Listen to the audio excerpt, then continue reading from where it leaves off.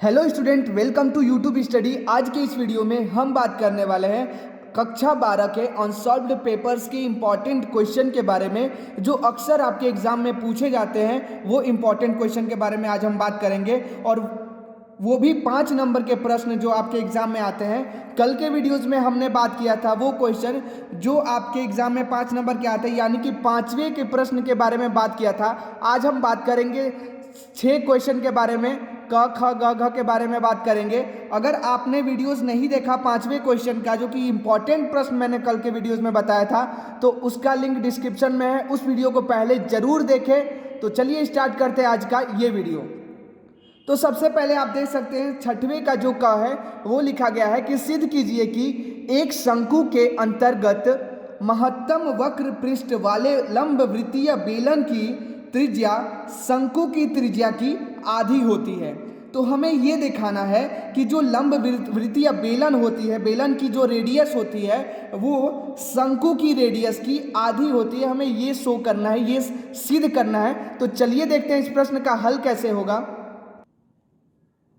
तो ये प्रश्न दिया है, सिद्ध कीजिए कि एक शंकु के अंतर्गत महत्तम वक्र पृष्ठ के लंबवृत्तीय बेलन की त्रिज्या शंकु की त्रिज्या की आधी होती है। कैसे करेंगे इस प्रश्न का हल? सबसे पहले हम क्या करेंगे, एक शंकु बनाना है, हमें एक सिलेंडर बनाना है। तो हमें क्या करना है, सबसे पहले आप ऐसे बना लोगे, ये आपका शंकु हो गया। उसके बाद आप क्या करोगे, यहां से एक लाइन ऐसे, यहां से आप सिलेंडर बना लो, ये आपका एक सिलेंडर हो गया। ठीक है, अब हम, ये बेलन हो गया आपका सिलेंडर। अब हमको क्या करना है, इसकी त्रिज्या की आधी बतानी है। तो क्या करेंगे, इस पॉइंट को आप मान लो P Q, फिर इसको आप मान लो, इसको ABC मान लो, A B और C मान लो। ठीक है, अब P Q हो गया, इस पॉइंट को आप मान लो, यहां पे एक D मान लो। ठीक है, और इस पॉइंट को आप जो है, इस सिलेंडर को, तो इसके सिलेंडर, तो यहां से एक लाइन ऐसे ड्रा कर दो, फिर यहां से एक लाइन ऐसे ड्रा कर दो। ठीक है, और इसको आप मान लो, इस पॉइंट को O मान लो। और उसके बाद क्या करो, आप जो इसकी त्रिज्या हो रही है, यानी कि शंकु की जो ये बड़ी वाली त्रिज्या हो रही है, बड़ी वाली, इस शंकु की बड़ी त्रिज्या को आप x मान लो, इसको x मान लो। और अब इसको आप हल करो, तो इसके हाइट हम देखेंगे, इसकी हाइट कितनी है पहले तो ये देख लो, इसकी हाइट कितनी है h, यानी कि ये वाली जो लंबाई है AO, ये कितना है, h है। इसके बाद आपको हल करना है। इसके बाद आपको क्या करना है, आप यहां पे देख सकते हो कि OC हमारा क्या है। यहां पे जो OC होगा, ये वाला पॉइंट, इसको R ले लो आप, R, ये R त्रिज्या ले लो। इसके बाद क्या करोगे, मैं पॉइंट लिखूंगा तब आपको समझ में आएगा। OC आप मान लो R। ठीक है, OE क्या हो जाएगा, OE जो बनेगा हमारा, E कहाँ है, तो E हमारा ये वाला है, ये वाला जो है, ये वाला पॉइंट, ये हमारा E है, ये हमारा D है, ये D है। तो D और E, तो OC R हो जाएगा, OE क्या हो जाएगा, X हो जाएगा। तो आप क्या करो, इसके बाद आप देखोगे कि QE और QA, तो क्या हो जाएगा, QE बटे में QA। आप करोगे Q, यहां पे लिखो QE बटे में QA इक्वल टू क्या हो जाएगा, QE बटे में QA इक्वल टू हो जाएगा EC बटे में OC हो जाएगा। क्यों होगा, क्योंकि ये दोनों आपस में क्या है, कॉन्ग्रुएंट है, इसलिए आपस में कॉन्ग्रुएंट है। तो ये क्या हो जाएगा, EC बटे में OC। क्यों, यहां पे लिख देंगे हम, क्योंकि क्वेश्चन में ही पहले दे दिया है, क्योंकि QEC, जो ट्रायंगल QEC है, ये कॉन्ग्रुएंट है किस चीज के, A, और यहां पे A है, A D और C के, कॉन्ग्रुएंट है A D C के। ये आपको समझ में आ रहा है, ये कॉन्ग्रुएंट है, इसलिए इक्वल है, इसलिए हम क्या करेंगे, QE बटे में QA और EC बटे में OC लिख देंगे। ये आपको समझ में आ रहा है। अब हम क्या करेंगे, आप देखो नेक्स्ट स्टेप में QE, अब QA क्या है, जो QE बटे में QA हमने लिया है, यानी कि QE, ये देखो आप, तो QE बटे में QA हमने लिया था, QE बटे में QA ये लिया था। ये जो है ओ है, ओ हमने माना है, ये वाला पॉइंट ओ है, तो यहाँ पे ओ लिख देंगे, ये ओ है।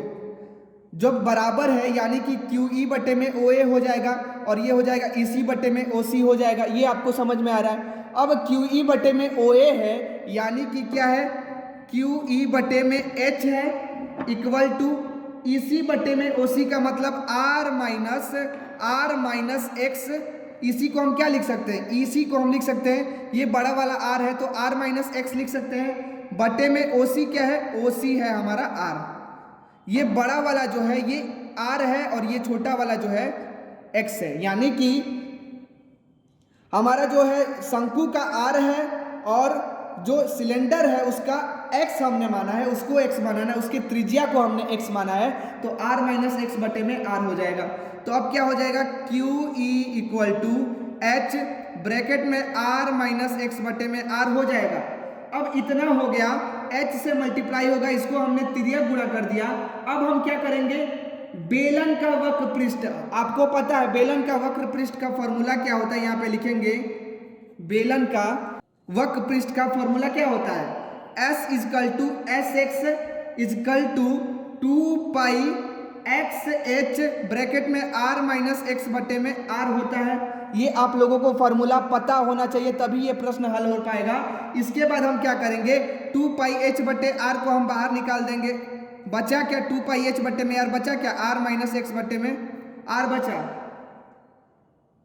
आर माइनस एक्स बटे में आर बच गया। अब यहाँ पे आप 2 पाई एच एक्स है, एक्स आर माइनस एक्स बटे में आर, अब एक्स के इससे मल्टीप्लाई कर देंगे तो हो जाएगा 2 पाई एच बटे में आर ब्रैकेट में R X minus X square, R से आर कट जाएगा क्योंकि कॉमन ले लेंगे तो 1 माइनस एक्स बटे में आर हो जाएगा, आर हमने कॉमन ले लिया है तो क्या हो जाएगा R X minus X square, ये नहीं रहेगा, क्या हो जाएगा R X minus X square, बस हो जाएगा, बच जाएगा। अब हम क्या करेंगे, ये किस चीज का निकला है, एस निकला है। अब हम क्या करेंगे, इसका अवकलन करेंगे, अवकलन करेंगे यानी कि एस डैश निकालेंगे जब, तो क्या हो जाएगा 2 पाई एच बटे में आर, इसको क्या हो जाएगा, इसका निकालेंगे तो क्या हो जाएगा आर माइनस 2 एच हो जाएगा आर माइनस 2 एच। अब हम क्या करेंगे, इसको दोबारा अवकलन करेंगे, इसी को दोबारा अवकलन जब करेंगे तो हो जाएगा हमारा, देखो आप एस डबल एक्स जब निकालेंगे तो हो जाएगा माइनस 4 पाई एच बटे में आर, जो कि माइनस 4 पाई एच बटे में आर का क्या मतलब है, जीरो से क्या है, छोटा है। इसका ये मतलब कि हमें क्या निकालना है, हमें निगेटिव मान लाना है, तो निगेटिव मान होगा ये, इसका अगर जीरो से कम होगा तो जीरो से कम क्या होता है, जीरो से कम हमेशा निगेटिव मान होता है। अब एस डैश जो एक्स होगा ये जीरो से छोटा है तो निगेटिव मान होगा। अब निगेटिव मान होगा यानी कि 2 पाई एच बटे में R, R minus H equal to 0, और जब इसको हम सॉल्व करेंगे S dash X equal to ये लिख देंगे, और जब हम इसको सॉल्व करेंगे तो क्या हो जाएगा x equal to R by 2 होगा, x equal to R by 2 हो जाएगा, तब s आर बाई 2, अब x की जगह क्या है आर बाई 2 रखेंगे, इज लेस देन 0, तो क्या हो जाएगा x equal to R by 2, इससे क्या हो गया, ये प्रूव हो गया हमारा x equal to R by 2, यानी कि x जो है वो त्रिज्या के आधा है, यानी कि हमें ये प्रूफ हो गया इस प्रश्न में कि जो लंबवृत्तीय बेलन की त्रिज्या होती है वो शंकु की त्रिज्या की आधी होती है, क्योंकि x इक्वल टू हमारा आर बाई 2 हो गया। तो ऐसे हम इस प्रश्न को हल कर लेंगे, ठीक है, 2 बार अवकलन निकालना पड़ेगा तब ये हल होगा। अब बढ़ते हैं अगले प्रश्न की तरफ जो कि इंपॉर्टेंट प्रश्न है, आप देख सकते हैं यहाँ पे 6वें का ख जो दिया है, अवकल समीकरण dy बटे में dx equal to x plus Y plus 5 बटे में 2 ब्रैकेट में x प्लस वाई प्लस 3 का हल ज्ञात करना है। तो इसका हल ज्ञात करना है, बहुत ही आसान प्रश्न है, 5 नंबर का प्रश्न आपके एग्जाम में पूछता है। चलिए देखते हैं इस प्रश्न का हल कैसे होगा। ये देखिए ये प्रश्न जो है ये 5 नंबर का आपका एग्जाम में आता है। प्रश्न देखने में बहुत आसान है लेकिन थोड़ा सा जटिल है, कैसे हल करेंगे इस प्रश्न को आप देखो, यहाँ पे dy बटे में dx का वैल्यू दिया है, इसको हल करने के लिए हम क्या करेंगे, इस x प्लस वाई का क्या करेंगे, x प्लस वाई को हम t मान लेंगे, 2 बार x प्लस वाई है तो माना यहाँ पे लिख लेंगे x plus Y equal to t, अब x प्लस वाई को हमने अगर t मान लिया तो क्या हो जाएगा, अगर इसका डिफ्रेंशिएट करोगे, अवकलन निकालोगे तो क्या हो जाएगा, 1 प्लस डी वाई, एक्स के सापेक्ष में हम निकालेंगे इसको, x के सापेक्ष में अवकलन करेंगे तो 1 प्लस डी वाई बटे में D X equal to D T बटे में डी एक्स हो जाएगा। इतना आपको समझ में आ रहा है। अब इसके बाद क्या करेंगे, अब इसको इधर कर देंगे तो हो जाएगा डी वाई बटे में D X equal to D T by D X minus 1 हो जाएगा। अब डी टी बटे डी एक्स माइनस 1 हो गया, यानी कि अब इस डी वाई बटे डी एक्स की वैल्यू हमने क्या यहाँ पे लिया था, डी वाई बटे डी एक्स की वैल्यू हम यहाँ पे लिख देंगे तो देखो क्या हो जाएगा, इसको हम वैसे लिख देंगे डी टी बटे में डी एक्स माइनस 1। इस डी वाई बटे डी एक्स की वैल्यू रखेंगे तो हमने पहले ही माना था x प्लस वाई को t, तो यहाँ पे t और यहाँ पे t रखेंगे तो क्या हो जाएगा, आप देखो t प्लस 5 बटे में 2t प्लस 3 हो जाएगा। इतना आपको समझ में आ रहा है। अब क्या करेंगे, dt बटे dx निकालेंगे, dt बटे dx इक्वल टू क्या हो जाएगा, t प्लस 5 बटे में 2t प्लस 3 प्लस 1 हो जाएगा। माइनस 1 को हमने इधर कर दिया। अब करेंगे dt by D X equal to t plus 5 plus LCM लेंगे 2t प्लस 3 बटे में 2t प्लस 3 हो जाएगा। ठीक है, अब dt बटे dx हमारा क्या आ गया, dt बटे में dx आ गया 3t प्लस 8 बटे में 2t प्लस 3, ये t है। ठीक है, 2t प्लस 8 बटे में 3t प्लस 8 बटे में 2t प्लस 3 आ गया। अब क्या करेंगे, यहाँ पे 2t प्लस 3 बटे में 3t प्लस 8 है, अब इसका dt से मल्टीप्लाई कर देंगे, इसका क्या करेंगे, इसका तिर्यक गुणा कर देंगे तो हो जाएगा 2t प्लस 3 बटे में, इसको इधर कर देंगे 3t प्लस 8 लिख सकते हैं, dt इक्वल टू dx हो जाएगा। इतना आपको समझ में आ रहा है। हमने सिर्फ इसको क्रॉस मल्टीप्लिकेशन यानी कि तिर्यक गुणा किया, इसको इधर कर दिया, इसको इधर कर दिया, dx को इधर कर दिया, सिर्फ इतना ही हमने किया है। अब हम क्या करेंगे, समाकलन करने पर, अब यहाँ पे समाकलन करेंगे, यहाँ पे लिखेंगे समाकलन करने पर, जब समाकलन करेंगे तो क्या हो जाएगा, 2t प्लस 3 बटे में 3t प्लस 8 dt हो जाएगा इक्वल टू इसका भी समाकलन dx होगा। अब क्या करेंगे, यहाँ पे देखो इस 3t प्लस 8 को हम कोई वैल्यू मान लेंगे, कोई भी value p q r s t u कुछ भी मान सकते हैं। तो यहाँ पे लिखोगे माना 3t प्लस 8 इक्वल टू हम u मान लेते हैं। ठीक है, 3t प्लस 8 को u मान लेते हैं तो क्या हो जाएगा, इसको जब अवकलन करोगे तो हो जाएगा 3t dt बटे में du हो जाएगा इक्वल टू du हो जाएगा, यानी कि 3 dt इक्वल टू du हो जाएगा। ठीक है, इसका 1 हो जाएगा तो 3 dt बटे में इक्वल टू du हो जाएगा। अब dt की वैल्यू क्या आ जाएगी, dt की वैल्यू आ जाएगी du बटे में 3 आ जाएगी। अब du की वैल्यू आ गई, dt की आ गई du बटे में 3। आप ऐसे कर सकते हो या फिर आप ऐसे कर सकते हो, आप देखो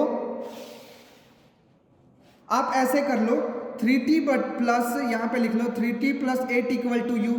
हमने दो वैल्यू लाई, dt की एक वैल्यू ये लाया du बटे में 3। अब हम क्या करेंगे, 3t plus 8 equal to u को हम क्या करेंगे, इसको डिफ्रेंशिएट करेंगे तो 3t equal to u minus 8 हो जाएगा। अब t इक्वल टू क्या हो जाएगा, u माइनस 8 बटे 3।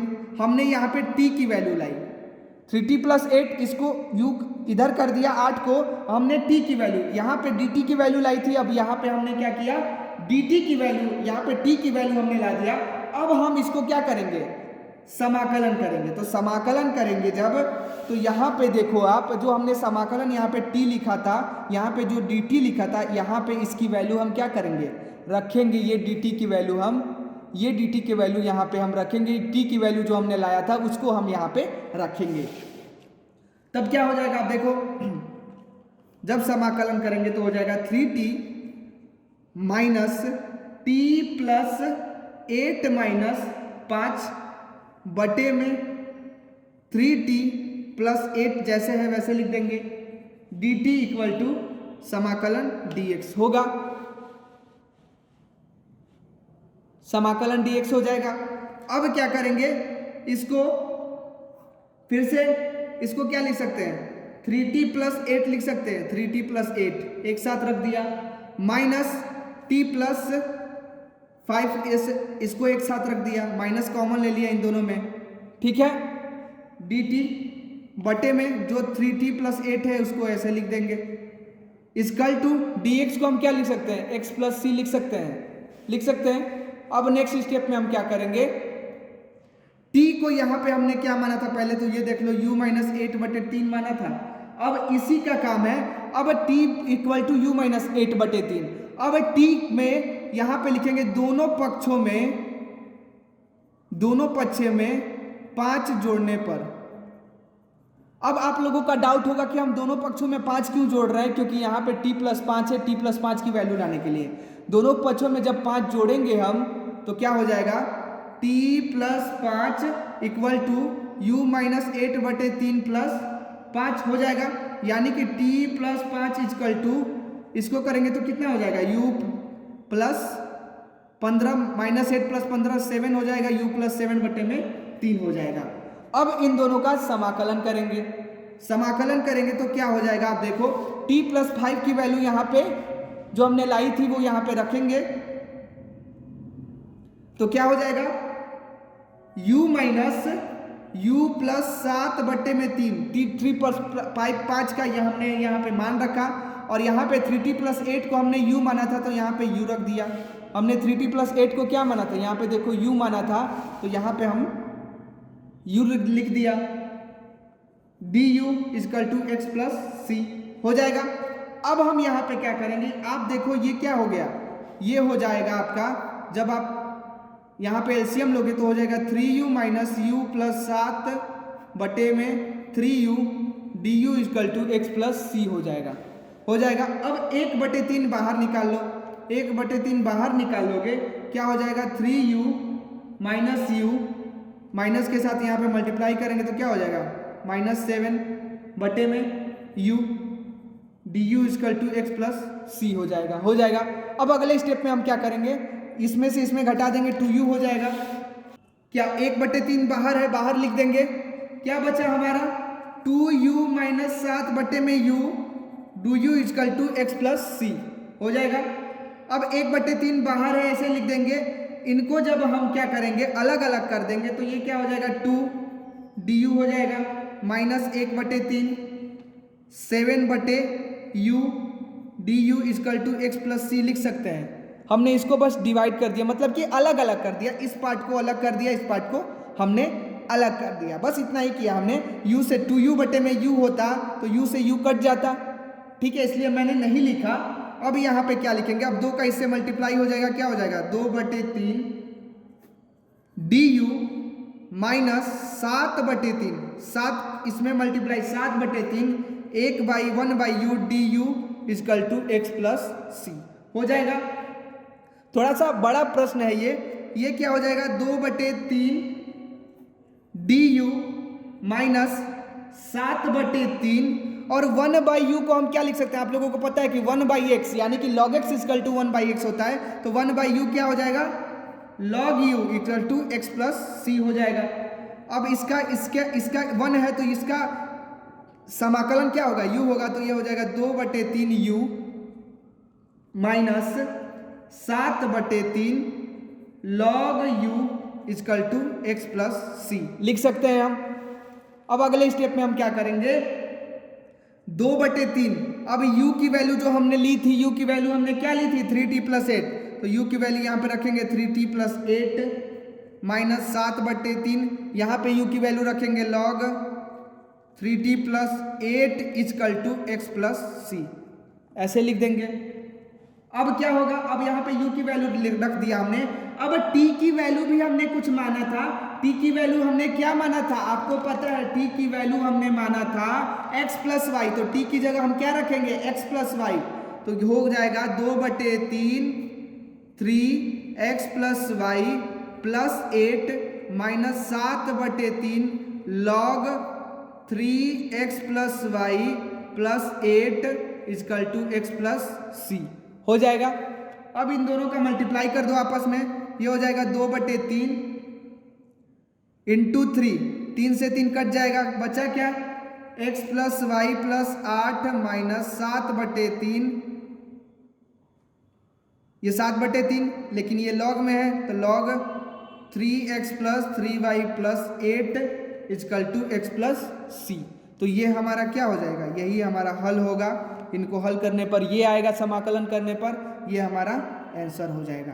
ठीक है, 5 नंबर का प्रश्न बड़ा था थोड़ा, बस वैल्यू को कैसे मानना है ये समझना है। इसके अगर आपको मानना आ गया वैल्यू को कैसे मानते हैं तो ये प्रश्न बहुत ही आसान था। चलिए बढ़ते हैं अगले प्रश्न की तरफ, जो बहुत ही महत्वपूर्ण प्रश्न है। आप देख सकते हैं यहाँ पे 6वें का जो ग है कि वक्र y equal to cos x plus y minus 2π is less x is less 2π की स्पर्श रेखाओं का समीकरण ज्ञात कीजिए जो रेखा x minus 2y equal to 0 के समांतर है। तो समांतर हमें क्या दिखाना है, तो कैसे करेंगे इस प्रश्न का हल देखते हैं। तो इस प्रश्न को हमें क्या करना है, समीकरण ज्ञात करना है और ये भी दिखाना है कि रेखा x minus 2y equal to 0 के समांतर है, हमें ये भी दिखाना है। तो आप लोगों को फॉर्मूला पता होगा y माइनस y1 वाला, वही formula mx plus c y equal to mx plus c ज्ञात करेंगे। कैसे हल करेंगे इस प्रश्न में देखते हैं। बहुत ही आसान प्रश्न है, 5 नंबर का आपका एग्जाम में पूछता है। तो चलिए देखते हैं इस प्रश्न का हल। सबसे पहले क्या है, x minus 2y equal to 0 है, तो x minus 2y equal to 0 का मतलब x is equal to 2y, solution. ठीक है, x इजकल टू 2y यानी कि y इक्वल टू 1/2 x हो जाएगा। अब इसको हम किसके इक्वल रख देंगे, मैंने पहले ही बताया था y equal to mx plus c के इक्वल। हमारा m क्या हो जाएगा, m हो जाएगा 1/2 और c क्या हो जाएगा 0 हो जाएगा mx प्लस सी 1/2 x प्लस 0 ही तो है, तो c इजकल टू 0। अब c हमारा 0 आ गया तो y इक्वल टू क्या हो जाएगा, y इक्वल टू, अब हमारा क्वेश्चन में क्या दिया था cos x प्लस y, तो y इक्वल टू क्या है cos x प्लस y। अब इसमें क्या करेंगे कि x के सापेक्ष अवकलन करेंगे, तो यहाँ पे लिखेंगे x के सापेक्ष अवकलन करने पर, जब x के सापेक्ष अवकलन करेंगे तो क्या हो जाएगा dy बटे में dx, dy बटे में dx इक्वल टू cos का क्या हो जाएगा minus sine x plus Y into 1 plus dy बटे में dx हो जाएगा। यानी कि dy बटे में dx इक्वल टू क्या है 1/2, तो 1/2 इक्वल टू, क्योंकि m हमने 1/2 तो dy by D X equal to 1/2, तो 1/2 इक्वल टू क्या हो जाएगा 1/2 equal to minus sine x plus Y, और ये dy बाई डी एक्स की जगह 1/2 रखेंगे 1 प्लस 1/2 हो जाएगा। यानी कि 1/2 1/2, अब 1/2 इक्वल टू क्या हो जाएगा minus sine x plus Y 3/2। अब 3/2 हो जाएगा कि ये 2 से 2 कट जाएगा, 2 इधर जाएगा 2 से 2 कट जाएगा, बचा क्या आपका, बचा आपका sine x plus Y, sine को इधर कर देंगे तो साइन x प्लस वाई हो जाएगा इक्वल टू क्या हो जाएगा -1/3 हो जाएगा। अब x plus Y equal to क्या हो जाएगा, x plus Y equal to हो गया साइन इनवर्स -1/3 हो गया। x plus Y equal to क्या हो जाएगा साइन इनवर्स -1/3, इसको आप समीकरण 1 मान लो। ठीक है, अब ये आ गया। अब हम क्या करेंगे, मान लेंगे बिंदु x1, अब कोई भी बिंदु मान लो आप, क्योंकि रेखाओं का समीकरण ज्ञात करना है तो स्पर्श बिंदु निकालना पड़ेगा। तो हम यहाँ पे लिख देंगे माना बिंदु x1 y1। ठीक है, तो y1 इक्वल टू क्या हो जाएगा, y1 इक्वल टू क्या हो जाएगा cos x1, वही समीकरण को लिखेंगे cos x1 प्लस y1। उसके बाद cos x वही लिखेंगे cos साइन इनवर्स -1/3 लिख देंगे। इतना आपको समझ में आ रहा है। अब अगले स्टेप में हम क्या करेंगे, देखो आप, अब आपको ये पता है कि साइन इनवर्स क्या आया था -1/3, इसको आप क्या मान लो थीटा मान लो, तो साइन थीटा इक्वल टू क्या हो जाएगा 1/3 हो जाएगा। अब साइन थीटा इक्वल टू 1/3 यानी कि कॉस थीटा जब निकालोगे तो क्या होता है, √1 माइनस साइन थीटा का स्क्वायर होता है। तो कॉस थीटा इक्वल टू क्या हो जाएगा, √1 माइनस 1/3 का होल स्क्वायर। तो 1/3 का होल स्क्वायर जब करेंगे तो कितना आ जाएगा, कॉस थीटा इक्वल टू √1 में 1 माइनस 1/9 यानी कि कॉस थीटा इक्वल टू क्या हो जाएगा, √8/9। 8/9 का मतलब 2√2/3 हो जाएगा। अब y1 इक्वल टू क्या हो जाएगा, y1 इक्वल टू एक आया कॉस थीटा, अब एक आया y1 equal to cos theta, तो 2√2/3 यही तो आया। अब समीकरण 1 में y1 का मान रखेंगे। क्या करेंगे, समीकरण 1 जो हम माने थे, यहां पे आप देखो, यहां पे हमने समीकरण 1 जो माना था, यहां पे हम y1 का मान रखेंगे तो क्या हो जाएगा, यहां पे लिखेंगे हम समीकरण 1 में y1 का मान रखने पर, जब समीकरण 1 में y1 का मान रखेंगे हो जाएगा आपका x1 equal to sine inverse -1/3 minus y था, तो y1 था तो क्या हो जाएगा, 2√2/3 हो जाएगा।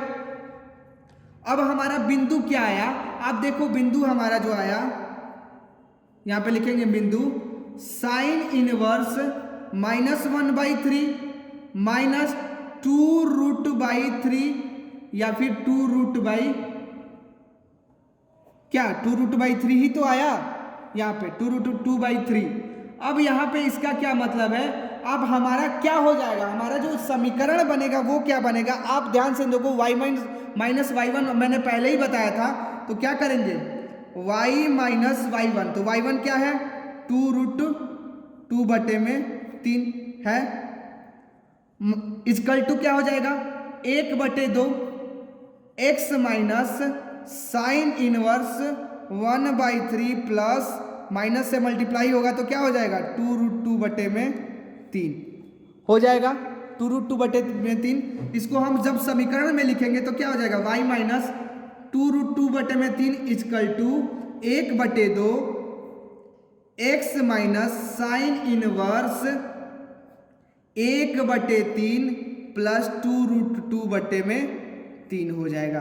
तो ये हमारा समीकरण हो जाएगा जो कि x minus 2y equal to 0 के समांतर होगा। तो यहाँ पे हमारा सिद्ध हो गया, यह समीकरण यहाँ पे लिखेंगे, यह समीकरण x minus 2y equal to 0 के